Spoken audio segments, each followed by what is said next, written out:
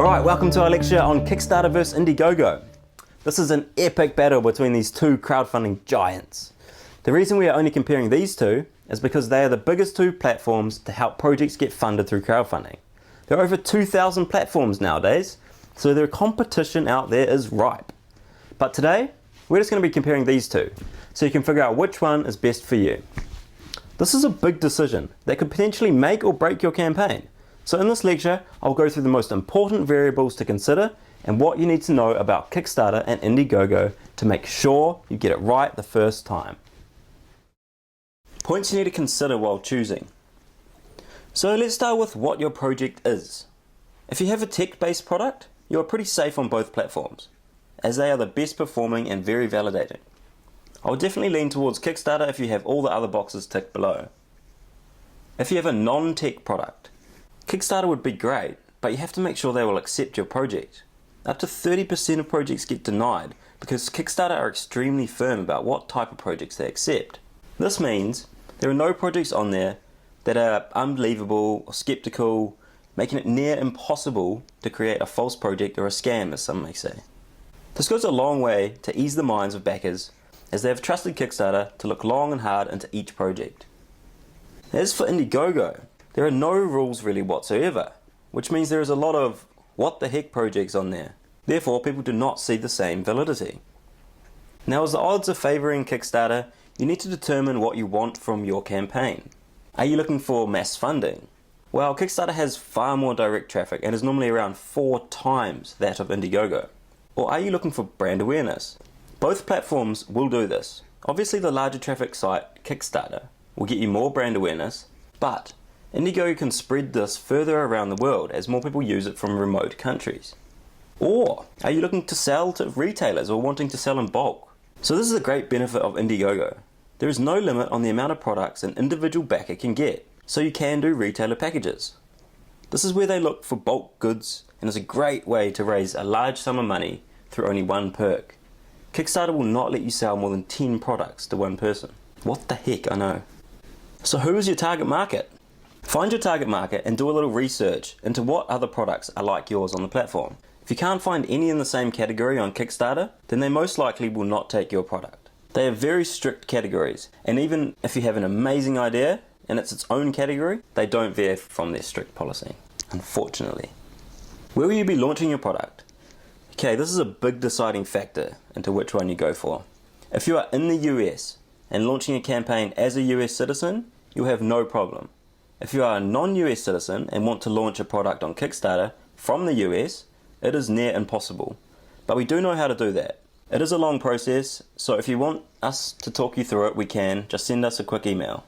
But generally, depending on the country, if you are not in one of these listed below, Australia, Canada, Denmark, France, Germany, Ireland, the Netherlands, New Zealand, Norway, Sweden, the United Kingdom, or the USA, Kickstarter is not the one for you.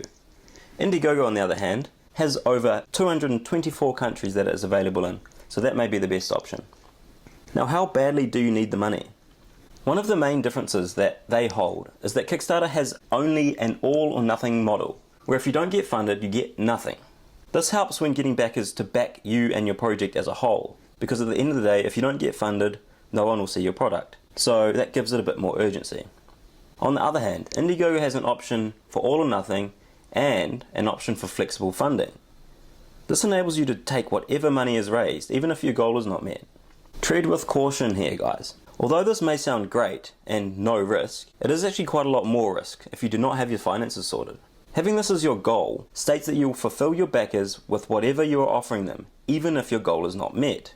You need to make sure that you can cover all of these costs, or you will have some very angry backers coming at you. The payments.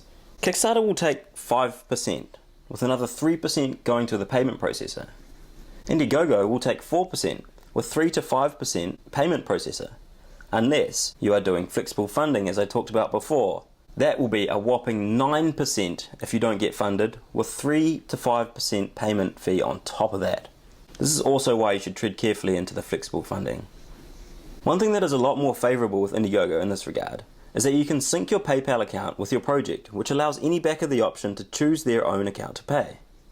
Few more differences. Kickstarter will not let you do a campaign that someone does not get something at the end of it. This means no charity funding, no fund my dream vacation, whereas Indiegogo allows all of these. Kickstarter is much better for outreach, as it has more credibility for media and bloggers. This will make your outreach a lot easier. The percentages. 43.4% of projects on Kickstarter get funded, whereas only a measly 9.8% do on Indiegogo. One of the most appealing aspects of Indiegogo is that you can put your project in demand after you're successful. This means you can keep getting backers and also keep outreaching. In Demand effectively acts as your pre-order store, and as long as it is open and new backers pledge to your account, you will keep receiving funds. These get distributed in 4-week cycles once it is in demand. This is not possible with Kickstarter. However, a project that was funded on Kickstarter can change onto the Indiegogo platform to open up an in-demand page. The downside to this is that you will have to start driving traffic and awareness from scratch. So the key takeaways, what have we taken away from this one? Both platforms have their benefits, and you just need to choose which one will be best fit for you and your product. I think the main 5 deciding points are: what your project is going to be. If it is creation that Kickstarter will not accept, then you have an easy decision. Go with Indiegogo. Which country you're campaigning in? If you're not in one of the countries listed above, easy decision. Go with Indiegogo. All or nothing or flexible funding. Remember, tread carefully with flexible funding. As we talked about before, you may end up worse off than you started. If you want to do bulk orders, Indiegogo will be your choice for this one, as Kickstarter does not sell any more than 10 products at once. In demand. This can be hugely valuable as you can keep the traffic going to the same place. I think you should have a fair idea of which way you are leaning towards. If you're still confused, make sure you address all the points above and send us your project. We will then help you decide on which one of these we think is best for you.